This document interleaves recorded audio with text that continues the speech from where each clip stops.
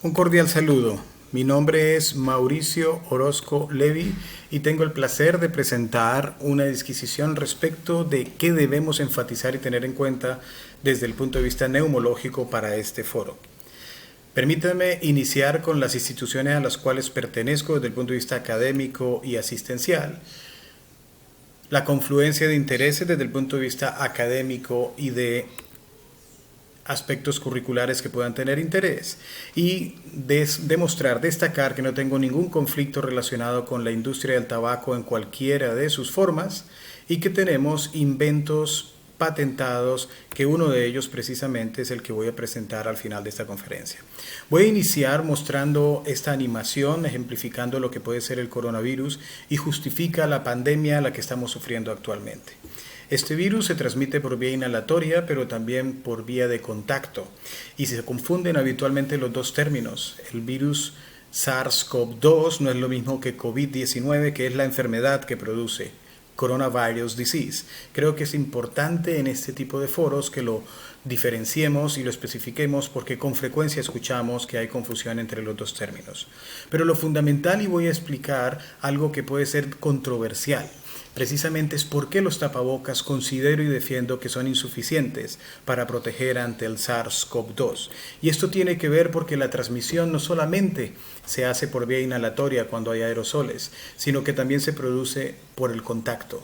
Por eso el lavado de manos es insuficiente y es excesivamente simplista como para depositar toda la confianza de la prevención y del aplanamiento de la curva de diseminación del virus sobre simplemente el lavado de manos. Y esto lo voy a justificar precisamente con datos reales en donde demostramos la alta frecuencia que tiene el contacto de las manos o los fomites como el celular con la cara en los días en los que estamos sufriendo la pandemia, es decir, actualmente con la máxima sensibilización e inclusive precaución o miedo alrededor del virus. En primer lugar, estas diapositivas muestran en la ordenada el número de contactos que se realizan y en la abscisa las diferentes características, en este caso dado por la edad. Las diferentes barras representan los contactos que se ocurren con los ojos, con la nariz o con la boca y los diferentes rangos de distribución. Como ustedes pueden ver, en todos los grupos de edad, ojos, nariz y boca se tocan con frecuencia y no hay diferencias en los diferentes grupos de edad. Esta frecuencia es muy alta y puede llegar, en los límites superiores que hemos detectado, es hasta 81 veces por hora que las manos van a la cara. Este contacto de las manos además no tiene relación o diferencias entre mujeres y hombres. Tanto mujeres como hombres nos tocamos la cara de forma muy frecuente, tanto los ojos como la nariz como la boca. Pero más aún, fíjense, si nosotros queremos ver es cuántas veces el teléfono celular va a la cara, pero también el bolígrafo, la regla, algún otro elemento que estamos habituados a tener en las manos, nos damos cuenta que también en todos los grupos de edad la frecuencia con la que llevamos esos elementos a la cara es muy alta y puede llegar a una sumatoria total casi de 90 veces por hora si lo sumamos. Y además este teléfono y estos otros fomites se llevan a la cara tanto por mujeres como por hombres, de tal manera que no tiene una relación con el género. ¿Dónde hemos hecho estas evaluaciones? Ustedes tienen aquí los diferentes entornos en donde hemos hecho las evaluaciones e incluyen no solamente salas de espera, cafeterías, pasillos, diferentes entornos de universidades, pero también de hospitales e inclusive dentro del propio servicio que yo dirijo, las auxiliares, las enfermeras o los médicos. Nos hemos podido dar cuenta que el contacto de los ojos, la nariz y la boca se da en todos los estamentos en donde están las personas. Es algo muy frecuente, tanto ojos, nariz como boca, pero fíjense ustedes que inclusive la boca con gran frecuencia nos la tocamos. Esto quiere decir que sí podemos evitar con un tapabocas disminuir el riesgo de tocarnos la boca, pero los ojos se mantienen expuestos y eso hace que nuestro escepticismo sea absoluto, considerando de que un simple tapabocas va a poder evitar ante estos datos que nos toquemos las conjuntivas. Bien saben ustedes que el virus infecta a través de nariz, a través de boca, pero también a través de la conjuntiva de los ojos.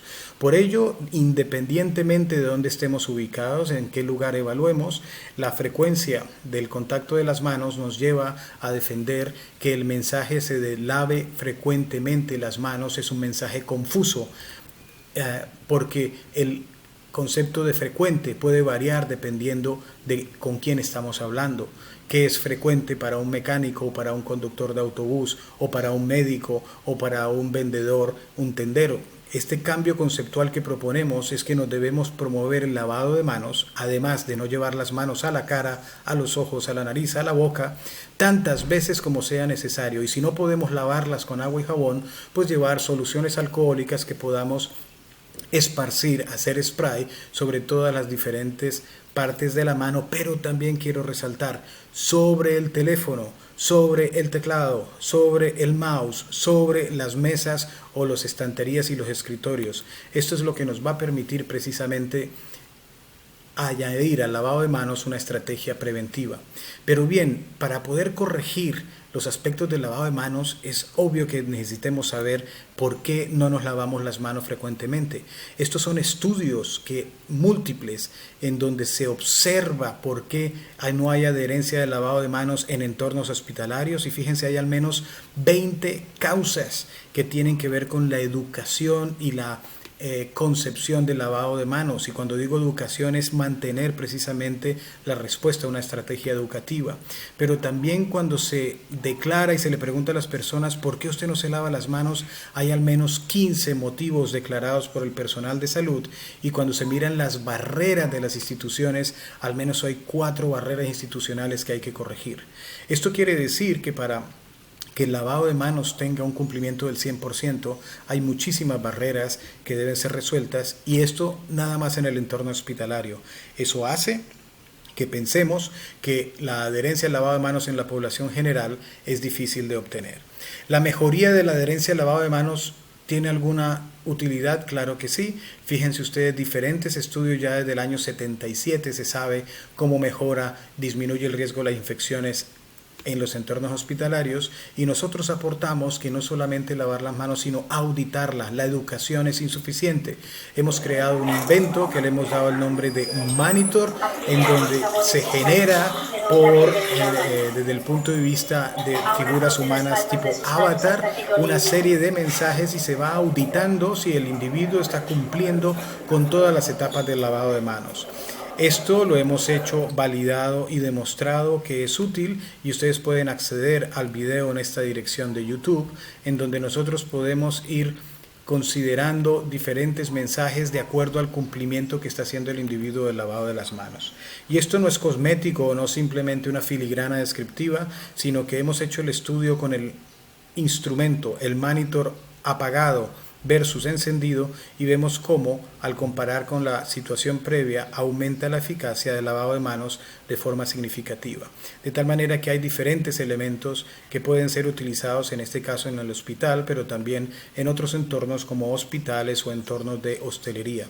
Hemos demostrado que las TICs, las tecnologías de la información y la comunicación, son útiles, y en este caso presentamos un ejemplo, pero puede haber otros más.